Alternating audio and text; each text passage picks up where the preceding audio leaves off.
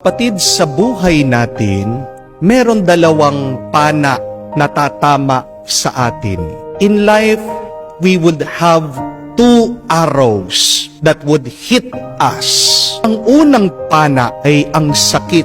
The first arrow is the pain in life. At ang pangalawang pana ay yung pana na tumama sa iyo, pero ayaw mo pa rin alisin. Ang tawag natin dyan, pagdurusa. When you do not remove the arrow that has hit you, that is your second arrow. We call that suffering. Ang sakit, hindi nyo po maaalis yan. Hindi natin maiiwasan. Hindi tayo maliligtas sa mga iba't ibang sakit at problema ng buhay. Amen?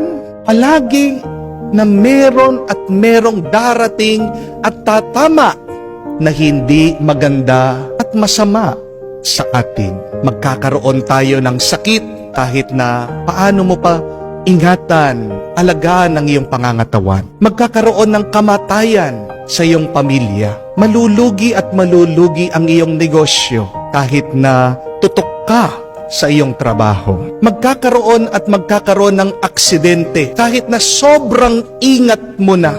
Pagtataksilan at pagtataksilan ka ng iyong minamahal. Kahit na minahal mo siya, binigay mo ang lahat sa kanya. Sisiraan at sisiraan ka ng ibang tao kahit na naging napakabuti at napakabait mo naman sa kanila.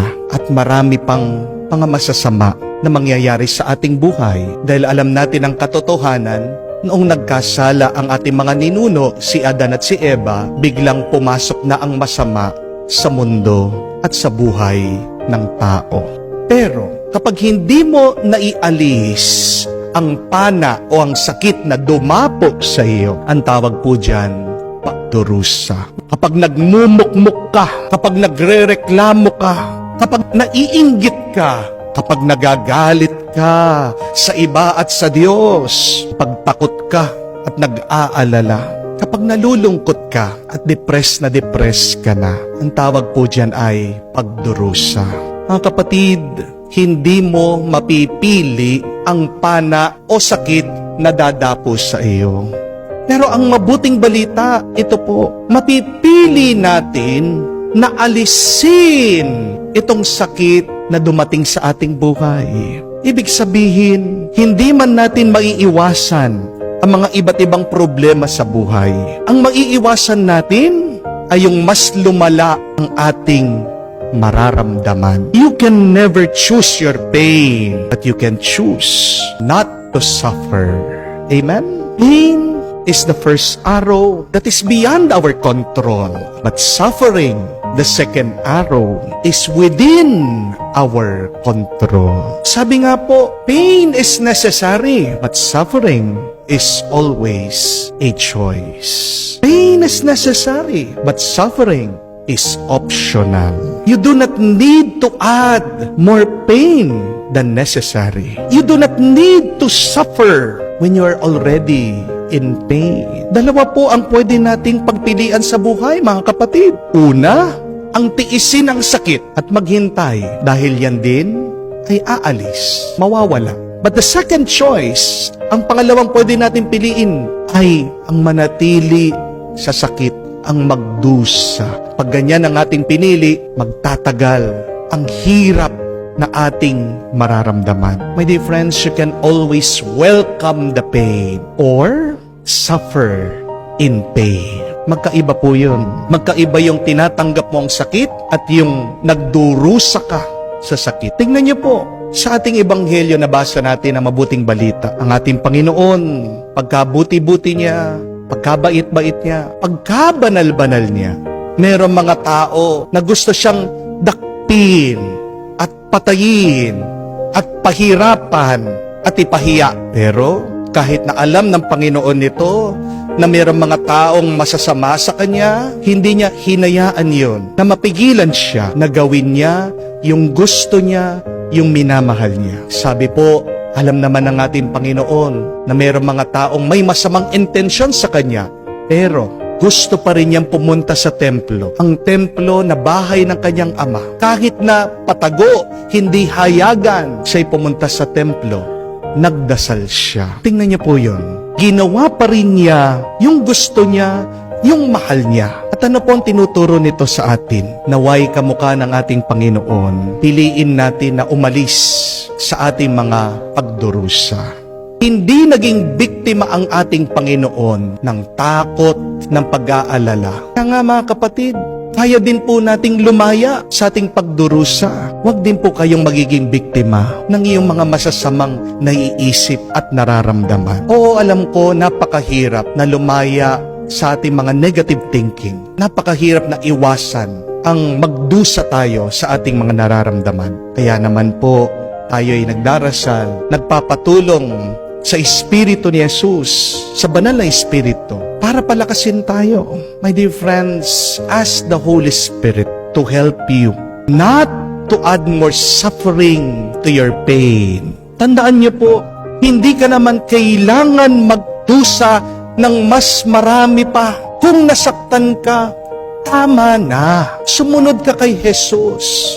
Iwanan mo kung ano man ang problemang yan at gawin mo yung gusto mo, yung alam mo makakapagpabuti pa sa iyo. Kung nagkamali man yung iyong asawa, huwag mo namang gagawing kawawa ang iyong sarili. Minsan nakakalungkot na meron na nga mga mister nagpasori sa kanilang mga misis, umuwi na, nananatili sa bahay, pero ang ginagawa ng babae, nabubuhay pa rin dun sa nakaraan. Palaging nire-rehearse, palaging inaalala yung ginawa ng kanyang asawa. Kaya nga niyayakap na siya nung kanyang asawa, hinahalikan.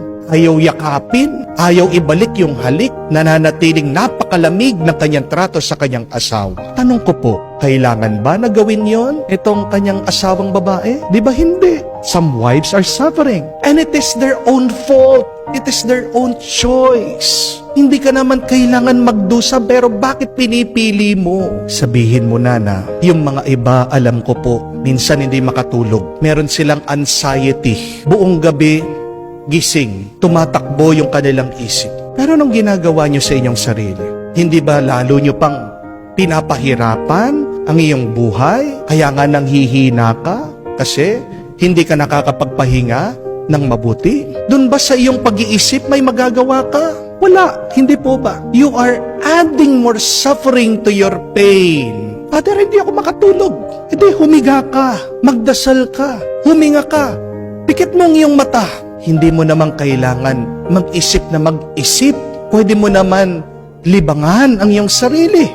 Pwede kang magpasalamat sa Diyos dahil yung mga ibang tao, walang mahusay na bahay, walang malambot na kama, walang pera, talaga naghihirap sa buhay, pero nakakatulog sila. Hindi nila hinahayaan ang kanilang mga pagsubok na maging mas mabigat pa ang kanilang mga pinagdadaanan sa buhay. Kung minsan yung mga iba, nai-scam. Pag naloko ka ng ibang tao, kailangan mong tanggapin na talagang nadenggoy ka, na talagang mas matalino sila sa iyo kasi nakuha ka nila. But please, after crying, after feeling sorry, stand up again.